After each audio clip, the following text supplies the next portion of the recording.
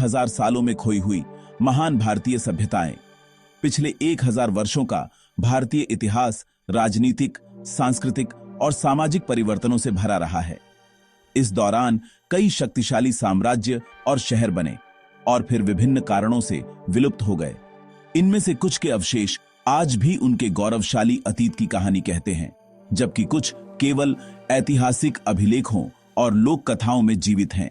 यहाँ कुछ महान भारतीय सभ्यताओं और शहरों का विवरण दिया गया है जो पिछले 1000 सालों में खो गए। विजयनगर साम्राज्य लगभग 1336 से 1646 ईस्वी। विजयनगर साम्राज्य को अक्सर एक भूला हुआ साम्राज्य कहा जाता है, जिसने लगभग 300 वर्षों तक दक्षिण भारत पर शासन किया।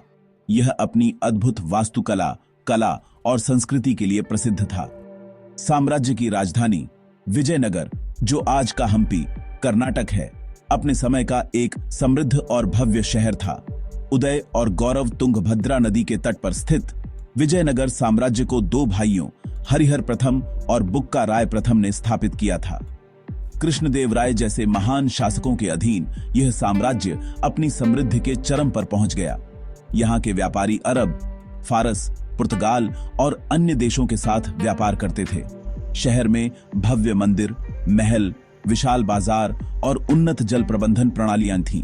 पतन का कारण 1565 ईस्वी में तालीकोटा के युद्ध में दक्कन सल्तनतों के संघ से मिली हार ने विजयनगर साम्राज्य की नींव हिला दी।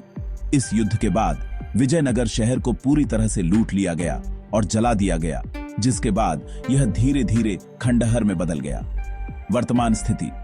आज हम्पी के खंडहर यूनेस्को विश्व धरोहर स्थल हैं, जहां के अवशेष जैसे कि विट्ठल मंदिर और विरूपाक्ष मंदिर आज भी उस महान सभ्यता की भव्यता को दर्शाते हैं। वारंगल का काकतीय साम्राज्य लगभग 12वीं से 14वीं सदी। काकतीय वंश ने लगभग 2 शताब्दियों तक तेलंगाना क्षेत्र पर शासन किया। उनकी राजधानी वारंगल अपनी अनूठी वास्तुकला और इंजीनियरिंग के लिए प्रसिद्ध थी। उदय और गौरव रुद्रमादेवी और प्रतापरुद्र द्वितीय जैसे शासकों के अधीन काकतीय साम्राज्य ने कला, साहित्य और वास्तुकला को बहुत प्रोत्साहन दिया। वारंगल किले में मौजूद काकतीय तोरणम और रामप्पा मंदिर उनकी कलात्मक उत्कृष्टता का प्रमाण है। इस साम्राज्य में एक उन्नत जल प्रबंधन प्रणाली भी थी, जिसमें बड़े बड़े तालाबों का निर्माण किया गया था। पतन का कारण 14वीं सदी की शुरुआत में दिल्ली सल्तनत के आक्रमणों ने इस साम्राज्य को कमजोर कर दिया। 1323 ईस्वी में दिल्ली के सुल्तान गयासुद्दीन तुगलक की सेनाओं ने वारंगल पर आक्रमण किया और प्रतापरुद्र द्वितीय को बंदी बना लिया। इसके बाद यह साम्राज्य कमजोर होता गया और धीरे धीरे समाप्त हो गया। वर्तमान स्थिति। आज वारंगल का किला और रामप्पा मंदिर, जो यूनेस्को विश्व धरोहर स्थल है, इस महान साम्राज्य के अवशेष हैं। तंजावुर का चोल साम्राज्य लगभग 9वीं से 13वीं सदी।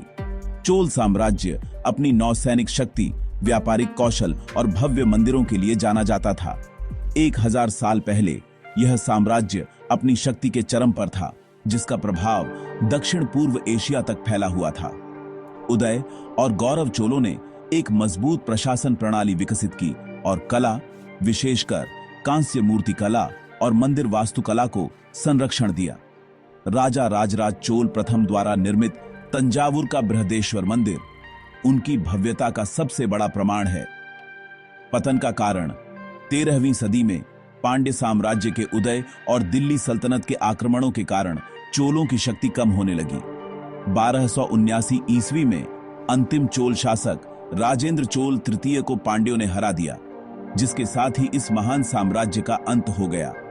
वर्तमान स्थिति। चोलों की राजधानी तंजावुर आज भी एक महत्वपूर्ण शहर है, लेकिन उसका साम्राज्य खो चुका है। बृहदेश्वर मंदिर और अन्य महान जीवित चोल मंदिर यूनेस्को की विश्व धरोहर सूची में शामिल है। नालंदा विश्वविद्यालय लगभग 5वीं से 12वीं सदी। नालंदा केवल एक शहर नहीं, बल्कि एक महान शिक्षा और ज्ञान का केंद्र था, जिसने 800 साल से अधिक समय तक दुनिया भर के विद्वानों को आकर्षित किया। उदय और गौरव प्राचीन मगध, जो आज का बिहार है, में स्थित यह दुनिया के सबसे पुराने और सबसे बड़े विश्वविद्यालयों में से एक था। यहाँ 10,000 से अधिक छात्र और 2,000 शिक्षक रहते थे, जो बौद्ध धर्म, तर्कशास्त्र, गणित, खगोल विज्ञान, चिकित्सा और अन्य विषयों का अध्ययन करते थे। पतन का कारण 1193 ईस्वी में तुर्क आक्रमणकारी बख्तियार खिलजी ने नालंदा पर आक्रमण किया और इसे नष्ट कर दिया। यहाँ की समृद्ध पुस्तकालयों को जला दिया गया और हजारों भिक्षुओं और विद्वानों की हत्या कर दी गई। इस घटना को भारतीय इतिहास के सबसे दुखद अध्यायों में से एक माना जाता है। वर्तमान स्थिति आज नालंदा के खंडहर इस बात का प्रमाण है कि कैसे एक महान सभ्यता को बाहरी ताकतों द्वारा नष्ट किया गया। यह स्थान अब यूनेस्को विश्व धरोहर स्थल है। कन्नौज का प्रतिहार साम्राज्य लगभग 8वीं से 11वीं सदी। उत्तर भारत में प्रतिहारों ने लगभग 300 वर्षों तक शासन किया। उनकी राजधानी कन्नौज, जिसे महोदय भी कहा जाता था, अपने समय की सबसे शक्तिशाली और समृद्ध शहरों में से एक थी। उदय और गौरव प्रतिहारों ने उत्तर भारत को अरब आक्रमणों से बचाया। मिहिर भोज जैसे शासकों के अधीन उनका साम्राज्य राजस्थान, गुजरात और मध्य भारत के बड़े हिस्सों तक फैला था। कन्नौज व्यापार और संस्कृति का एक महत्वपूर्ण केंद्र था। पतन का कारण 11वीं सदी की शुरुआत में महमूद गजनी के आक्रमणों ने कन्नौज को कई बार लूटा, जिससे प्रतिहार साम्राज्य कमजोर हो गया। इसके बाद विभिन्न स्थानीय शक्तियों के उदय और आंतरिक संघर्षों ने इसे पूरी तरह से समाप्त कर दिया। वर्तमान स्थिति आज कन्नौज एक छोटा शहर है, लेकिन इसका गौरवशाली अतीत इतिहास के पन्नों में अमर है। क्रेडिट्स, लेखन और शोध, योर नेम, आवाज, वॉइस आर्टिस्ट नेम विशेष।